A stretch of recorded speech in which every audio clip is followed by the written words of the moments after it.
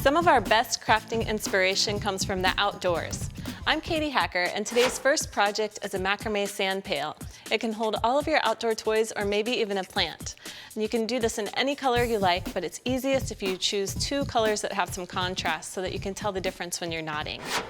So what you'll need to get started is some crafting cord that's pretty thick and that's durable enough to be outside. You'll also want a brass ring to hang the hanger at the top, and you'll need a sand pail, and you'll want to remove the handle and the shovel from your pail. And so this is a great way to recycle a bucket that maybe doesn't have a handle anymore. Now you'll also want to cut your cord into several lengths. You need 2 that are 5 feet long, and then you'll need 8 that are 5 yards long each. And you might want to fasten these with a rubber band once you get started. It helps you keep your cords from getting all tangled up. So the instructions will be on the website so you can follow the pattern, but I wanted to give you an idea of all the different knots that you can use to create a project like this. So what you'll do is take your 2 lengths that are 5 feet long and center them through a brass ring. And I tape this down so that I can pull against it. You could also have a friend hold it if you were working together. So separate your strands so that you have one on the outside of each color and one of each color on the inside. Then you're going to pick up the orange, pass it over both, then bring the yellow up and through, then bring the orange over both and the yellow up and through to tie your square knot. And this fastens it on to the brass ring. Now you have your 4 strands that are going to create the hanger. So what you'll do to decorate these is take long strands. Now this is cut shorter so that I can demonstrate how to tie the knots, but this is going to be your 5-yard lengths. And you're going to tie these one at a time onto each cord for decoration. And this is a half knot, so you're just tying 1 half knot, and then you'll bring the other color and tie a half knot around that cord. So that makes a twisty spiral as you start going. And so you'll bring the yellow under, and you're always tying it around the hanging cord. Now a half knot is the same knot that you use when you tie your shoe. So it's a really simple knot to do. You just have to keep layering them together, and then you start to see the pattern of the 2 colors spiraling around each other.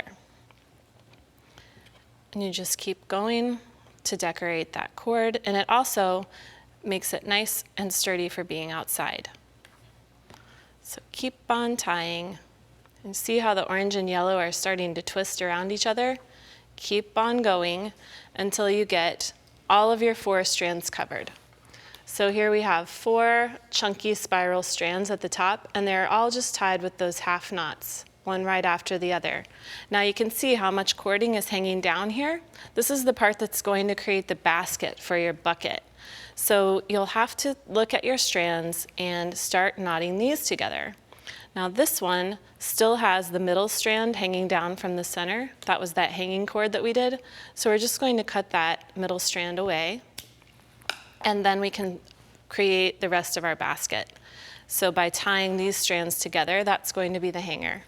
So we'll bring these 2 together and then tie a square knot over, under, up and through, and then in the other direction, over, under, up and through. And then make sure that it's tight. And then on the other side, same idea to bring those ends together. See how we're getting sort of a round shape going on there? Now we're going to bring these over, under, up and through, and then in the other direction, over, under, up and through, so that we have another square knot. Now this is all connected together, so we need to test it to see if our bucket will fit. And that's how you'll know when to stop making those connector square knots. You just go ahead and place your bucket into the hanger. Now see how there's a square knot here and a square knot here? That's called alternating square knot pattern. And then at the bottom, all you do is, once you know that this is going to fit the size bucket that you have, then you'll wrap a rubber band around the base of the cords here, right underneath the bucket. And now you can also do a little bit of a decorative knot here. So you're going to take at least an 18-inch length. You could even make it longer if you want to. And this would be a place where you could add some other decorations if you wanted to add beads or shells. You just tie a half knot, wrap it around, tie a half knot again, and wrap it around. And this is going to make it look even more spiraled here at the bottom. Keep going all the way around, and then you'll have a decorative look at the bottom.